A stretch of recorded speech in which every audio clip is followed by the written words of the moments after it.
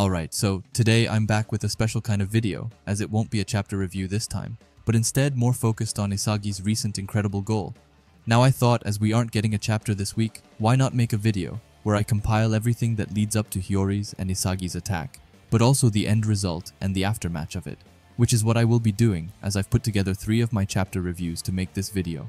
Now I do apologize for the lack of content on this channel, but I hope that this will somewhat entertain you now that the manga is on break. However, before going into it, please double check if you are subscribed to the channel, as you don't want to miss my Blue Lock videos. And while you're already down there, you can always leave a like and a comment. And with that out of the way, let's finally get into it. We are getting right into the heat of the match, as Kiora and Karasu are fighting for control over the ball. Raichi is trying his best to motivate Kiora by telling him to steal it, while Zantetsu is doing the same thing, but for Karasu. Anyway, their clash is getting more and more intense, and they quickly realize that they can't keep doing this forever. That's when Charles decides to weigh in, as he starts running to help Karasu. However, he looks behind himself and sees Hiyori right on his tail. As Hiyori is trying to catch up, he thinks that if he is going to outwit Charles, then he will need to effectively use this moment while Kunigami is blocking Shidu.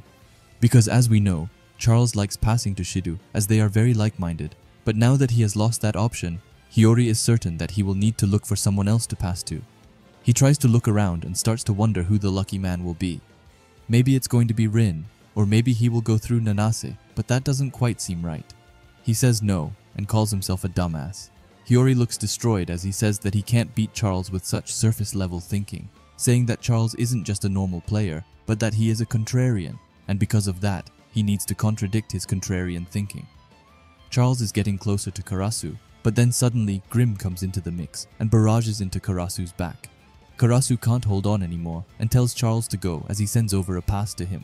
Charles starts to smile as he compliments Karasu's pass and says that it's good. He looks ahead of himself and sees Shidu, who is still getting blocked by the rebirthed Kunigami. But that's not all, as he also sees both Kaiser and Ness, who are determined to stop Charles in his tracks. Even though Shidu is already blocked off by Kunigami, the two of them get in front of them to completely destroy any chance for Charles to pass Shidu. Saying that his pass course is as good as dead, Charles is noticeably annoyed by this and also calls them the Nuisance Rose duo. Just then, someone comes to his rescue, and it's none other than the current #1 Neo-Egoist League player, Itoshi Rin. They look at each other, and Charles says that Rin is just where Charles wants him to be. However, this turns out to be a straight-out lie, as he says, "Just kidding," with a skull emoji, as he instead shoots the ball forward, even though Ness and Kaiser are ahead of him. Kaiser and Ness are in shock, and Kaiser can't believe it as they manage to close off Charles's pass course by 99%, but somehow Charles managed to find that 1% spot where he could pass too. We also get a bit of a better understanding of Charles, as he looks devilish while saying that aiming for something that was thought to be impossible is the real way for a contrarian like himself. However, you know that devilish smile he had, it's going to be wiped off his face real quick as his pass to Shidu suddenly stopped on its way, and it's none other than Charles's new nemesis Hiyori, who came to contrarian like he said he would. And the block wasn't just any block, as it was stylish as hell as well, which I would like to give him so many points for. Anyway, everyone is looking at Hiyori, amazed, and even Isagi is looking at him in total shock. Hiyori lands on the ground and says that he cracked the contrarian's thinking, saying that normally nobody would take that shot, but Charles's rotten personality loves such a tight course, and ending it by saying that he figured out how to beat Charles while looking straight at him. This leaves Charles in shock, as he just calls Hiyori creepy, while looking demoralized but also disgusted. But that's what you get when you go up against an ultra sadist. We also see Shidu, who is a bit annoyed that another one of his chances got blocked. After that, we leave them and get to Isagi, who, like always, has pieces flying around him like crazy, and says that Hiyori's winning the field and that it's about to overturn. While it's looking like the ball and the pieces are forming a black hole on the pitch, you know, just normal Blue Lock stuff, right? Anyway, Hiyori is fired up after this and tells Isagi that it's time to go, and Raichi agrees by being the first one on the ball.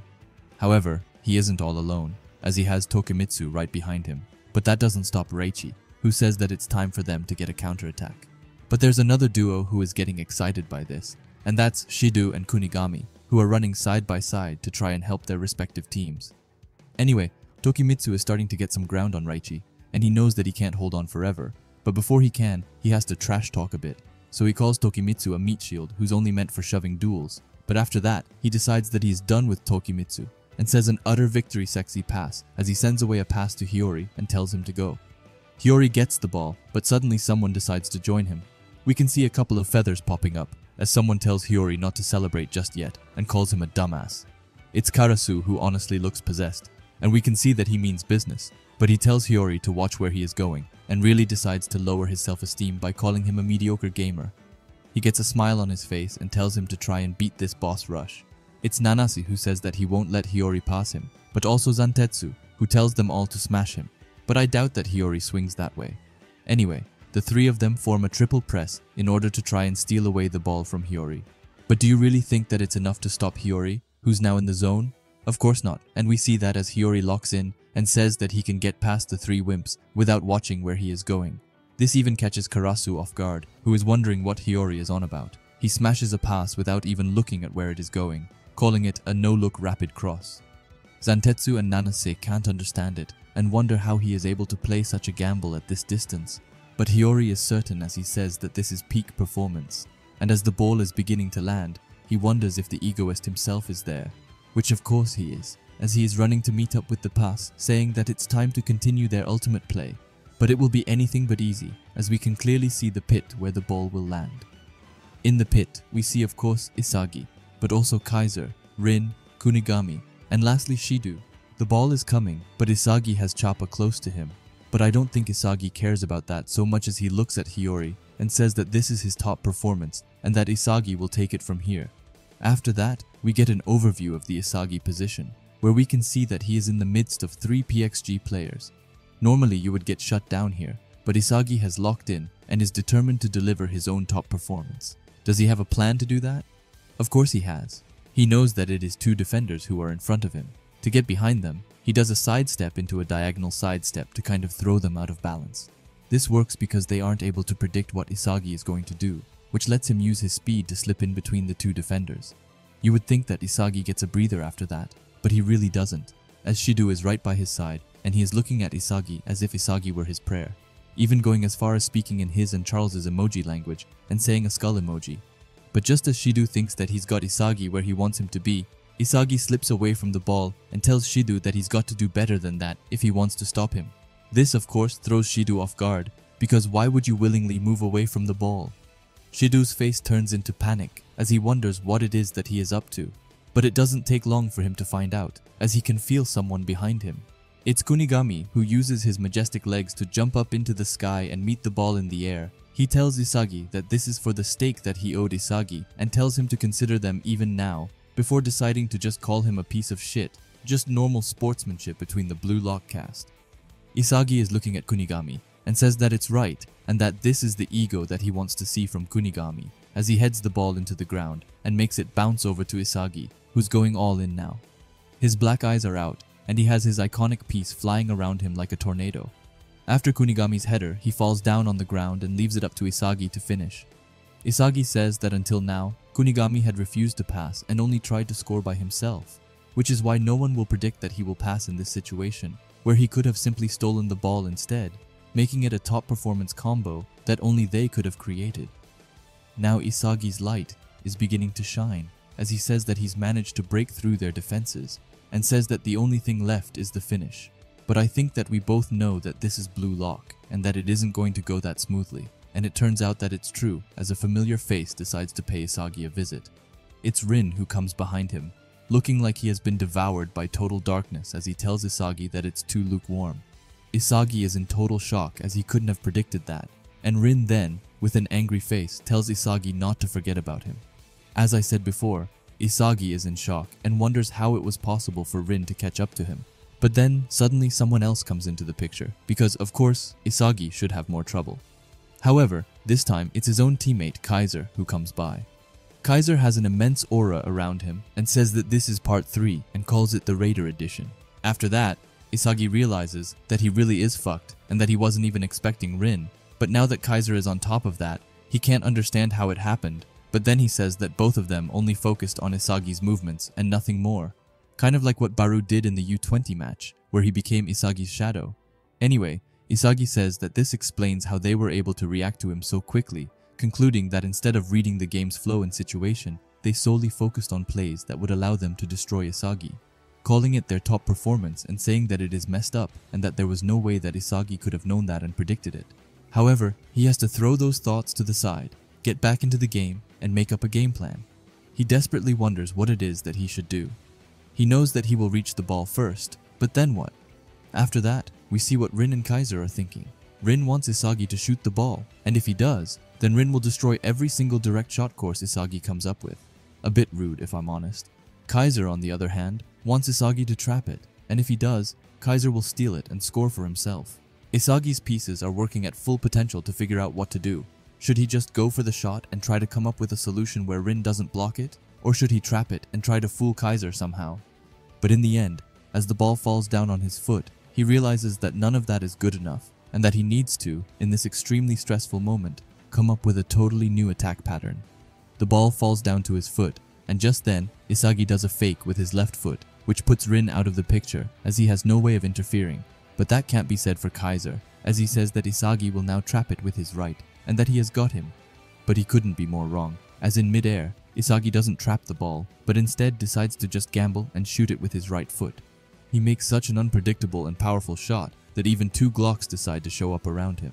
Anyway, as he shot the ball, he said that this was his new top performance. Kaiser can't believe his eyes, and is amazed at how Isagi did a mid-air quick draw, and Rin is just as blown away as he can't believe Isagi's new ambidextrous direct shot. The shot from Isagi goes into the goal with ease, as there's nothing that could have stopped that shot. And then, as Isagi Yoichi has just given Bastard Munchen their first goal of this match, his pieces connect with each other, and he has just formed a new attacking pattern. By connecting the left direct shot with his right direct shot pieces, he's now formed the two-gun volley, and just look at him. His face has a determination which I have never seen before, and he's even got himself smoke coming off himself, as he has just scored what might be the best goal in this series so far. Because let's just talk about it and how impressive it was. He managed to right in that moment come up with a totally new attacking pattern that had the power to stop both Kaiser and Rin in their tracks. Not to mention how cool he looks right here. I don't know what the author was smoking on when he drew this, but I'm going to have to get what he's taking because this is on a whole new level. But now I've been drooling over this goal for a minute, so I'm going to need to hear what you think about Isagi's new goal, and if you also think that this might be the best goal of the series. So we get back to when Isagi scored his unbelievable two-gun volley. Everyone is blown away, and the commentators are screaming goal over and over again. We also see the live reaction to Isagi's goal, and we then see that everyone is jumping out of their seats to celebrate with our poster boy. Even Isagi's first true fan was shown, and we can see how his eyes absolutely lit up when he saw this goal. Anyway, the commentators call the Isagi goal amazing, and say that he was able to pull off an amazing mid-air direct shot, and with that shot, he also brings back Bastard Munchen into the game as the scores become even. And please just look at Isagi. He is understandably over the moon, and he looks so happy, which just makes me happy as well. However, the players who are everything but happy are both Rin and Kaiser, as we can see here as they burst out screaming out of anger for Isagi. But you know what this panel means. It means that Rin and Kaiser will probably give it their all after this, and try their hardest to ruin everything for Isagi. We also see more of the players' reactions to the goal. Karasu's voice is stuttering, as he wonders what the hell that was, and can't believe that he switched his shooting foot in mid-air, while Tokimitsu just has fear in his eyes, as he calls Isagi a monster. Raichi, on the other hand, is just as ecstatic as Isagi is as he starts screaming. Nanase looks honestly really scared as he says that Isagi is still evolving. And then we see Shidu, who is the first PXG player, who seems ecstatic over Isagi's goal as he says that it was a fantastic explosion. Anyway, Isagi comes down on the ground and is right away faced with Kunigami, who tells him not to expect any more passes from him. He looks into Isagi's eyes and calls him an overly dependent egoist. However, Isagi feels the same way and says that they should keep devouring each other like always, and calls Kunigami the Mr. Fair and Square stickler. Suddenly, Isagi, out of nowhere, feels something heavy on his back, and it's none other than Hiyori, who comes and jumps up on him. He looks happier than ever as he asks what the hell that shot was, and calls it amazing while having a big smile on him. Isagi is happy to see him and says that Hiyori's pass was epic, but Hiyori just coldly tells him that of course it was, while they high-five each other. Anyway, Hiyori isn't done, as he asks Isagi how he was able to visualize everything, from Hiyori's alley cross to Kunigami's assist, and lastly, his goal. Isagi has a smug face on him, as he says that he believed that Hiyori would send a perfect pass. And as for Kunigami's assist, He thought that since Kunigami was running up and down the field to contain Shido, his chances of being in clutch situations were very high. On top of that, Isagi was probably the only one who believed that he would win that duel against Shido. Hiyori understands and says that it was a combination that only Isagi could pull off, and he asks if he then decided to finish it off with Isagi's ultimate trump card. However, Isagi looks confused before saying that Hiyori is wrong and that he actually didn't plan on scoring that way, which completely takes Hiyori off guard. Isagi says that he saw himself being wide open after he managed to break through their defense and that he definitely didn't expect Rin and Kaiser that close to him. However, it was due to them that he was able to improvise, and the attack that gave Isagi a hint to pull off that move was undoubtedly Nagi's amazing juggling shot. Hiyori remembers it and says that it was the same one he used against them. Isagi explains that he probably had the image of Nagi's shot stored in his mind, which is why even though he had to improvise after those two killed his options, he was still able to subconsciously recall and recreate it. Hiyori smiles and says that it means that the shot was a combo of Nagi's creativity and Isagi's direct shot. Isagi is a bit more humble and says that he stole it from Nagi, but that it's true and that he wouldn't have been able to pull it off if he hadn't seen Nagi do it firsthand, which helped him create his ambidextrous mid-air quick draw, or as he calls it, his two-gun volley. Hiyori then thinks for a bit and says that his shot was epic and is implying something more, so Isagi asks him what he means. Hiyori explains that no matter which direction a defender comes in to block Isagi's shot, he can then fake them in mid-air and shoot after successfully destroying their timing, not to mention that the goalkeeper is going to have a hard time timing his shot as well. Hiyori looks super excited as he says that if Isagi can recreate that shot consistently, he will then become unstoppable. This makes Isagi's brain tick as he thinks that Hiyori is right, and that this means that he just came up with an incredible weapon now, while he says that he has an immense aura all around him, showing how on fire he currently is. After that, Noah also joins in and compliments Isagi, while saying that they will be switching things up in Bastard Munchen, because now that the attacks centering around Isagi are succeeding, they are going to lean more towards an Isagi-centric system. And with that, he sends Grim into the Shadow Realm as he goes out, and Grim doesn't take this well as he looks destroyed. However, can you guess who will be replacing him? It's none other than my favorite Bastard Munchen player and the Shark Boy himself, Kurona Ranse, who looks ecstatic to be on the pitch again. Isagi thinks that now that Grim is out, it means that Kaiser only has Ness to support him, which is going to be really tough for him. Just look how crushed Grim looks as he is walking out. Honestly, he hasn't done anything, but he deserves it. Anyway, Isagi thinks that with his goal just now, he managed to shift the entire team's dynamic, saying that Noah trusts Isagi's goals to lead them to victory, not to mention that now that Corona's in the game, he's going to have a much easier time controlling the game. And Corona comes in and right away tells Isagi that they should go for the second goal and that they can do it. And I'm just so happy to see Corona back on the pitch, as it has been a really long time since the last time he was out here helping Isagi. Isagi thinks that if he scores another goal, he will then be able to crush Kaiser completely, and then Bastard Munchen will firmly become Isagi's team. But that's not all, because if he can manage to score another goal after that and make a hat trick, then he will surpass Rin. And not only that, but also become the best player in the Neo Egoist League. Although this isn't an easy feat, that doesn't matter to Isagi, who says that he can do it, and that he can see it. He can visualize the image of becoming the best player in the world now. Isagi has two guns behind him as he walks with determination. We then zoom into his eyes, which are burning with excitement as he asks them to hurry up and restart the game already. Anyway, I know that this wasn't the best of my works, but I hope that it still entertained some of you. If you like Blue Lock and videos like this, then I would highly suggest you subscribe to this channel, and while you are at it, leave a comment and a like, as it helps out with the algorithm a ton. And if you are curious to see another video of mine, then please watch the video, which will be popping up on the screen now. Anyway, thanks for watching, and have a great day. Bye.